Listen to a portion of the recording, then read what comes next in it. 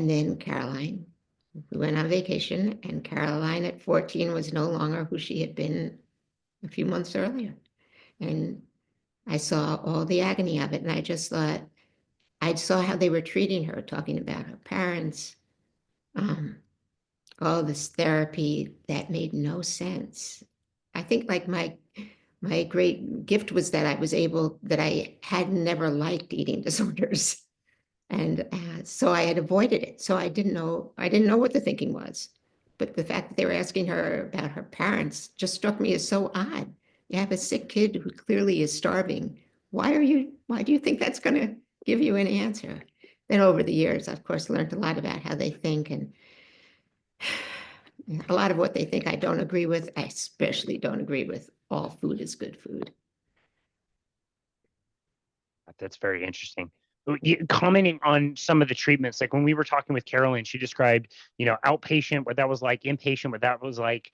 And you're right, especially with the outpatient, it doesn't seem like it hardly does anything at all. Inpatient maybe a little bit more, but never really addresses the root cause. And you see, like Carolyn explained, so many people repeating. And so, I mean, again, you not being drawn to eating disorders in the beginning, but looking at some of the standard treatments, like, I don't know, talk therapy, counseling, whatever they were doing. Well, it was cruel. It Yeah. seemed very cruel. I actually volunteered at an eating disorder clinic in Boston because I wanted to understand it better. I wanted to know. And they would not let parents in except for like 20 minutes a day because the parents were thought to be toxic. Now that's got to be nuts. I Wow. thought, you have a parent, your kid, and you have to sign a release for your kid to get an influenza vaccine. And here your kid has a fatal illness and you're asked to leave the room. We don't want you. So that was cruel. And the other thing I kept hearing is that this epidemic of eating disorders in young women because of the models and because of the thin, the models. But yes, there is an epidemic of eating disorder, but a lot of things have changed along with thin models, especially the way we eat. We ate fat in the 1950s and 1960s. We ate them in the 1920s and 1930s when anorexia was a very rare, and anorexia was around. It's been around since the 1800s, but it was rare. But since we've adopted the great American high carb diet, it's not rare. So you could look at the diet rather than the culture, and that may be the culprit. Yeah, that's very interesting. You also wrote about that in your book, the original kind of diagnoses that were done, I believe in Europe, maybe France, where there was a case series of a few women that were diagnosed.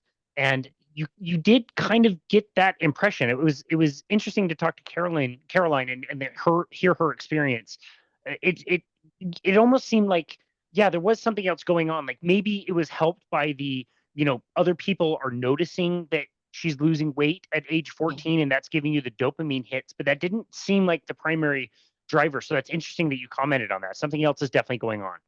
Right. No, it's still a mysterious disease, and it's still a horrible disease, and it's still a long haul.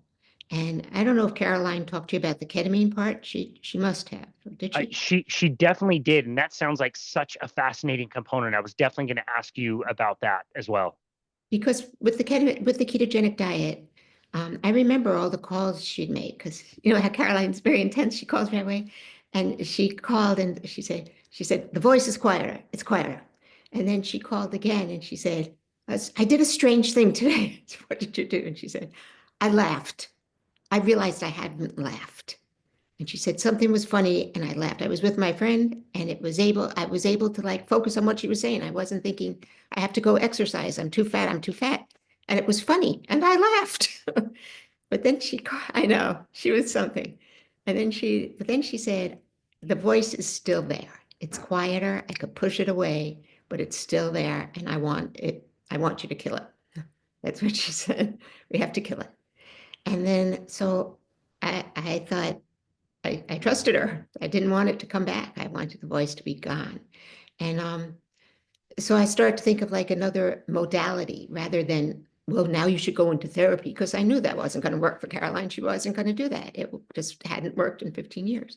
So two things happened. One is over the years of my studying this, most of the people really did ignore me or be overtly hostile.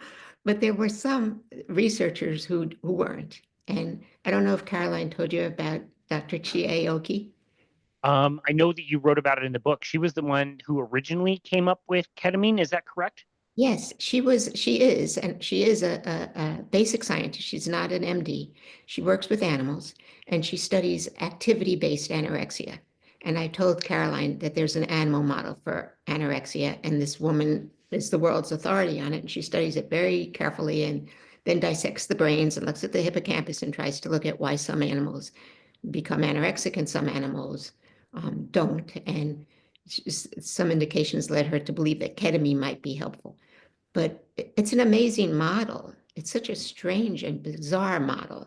And Caroline was so happy to hear that there was a model for anorexia. She said, it's a rat. You could do this to rats. She said, I like that because when I'm anorexic, I'm sort of in a rat brain. It's just this brain.